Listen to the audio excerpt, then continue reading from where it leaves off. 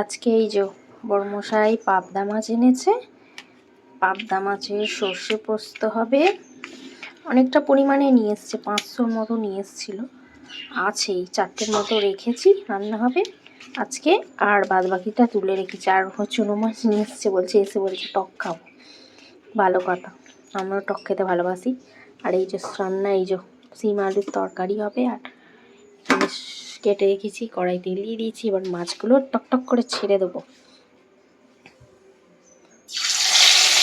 এই মাছ কি ফাটে? মনে হচ্ছে ফাটে, সব দিয়ে সরে যেতে হবে। ওই ফাটিস মিস, কম তেল দিতে হয়, কি করে জানবো?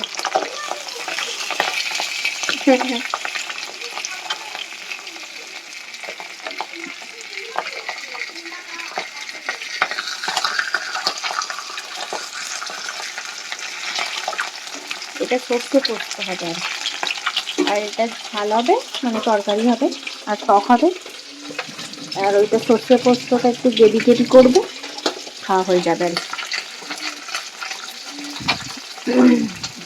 পাবদা মাছ খেতে কে কে ভালোবাসে একটু কমেন্টে বলে দিও, আমার ভালোই লাগে।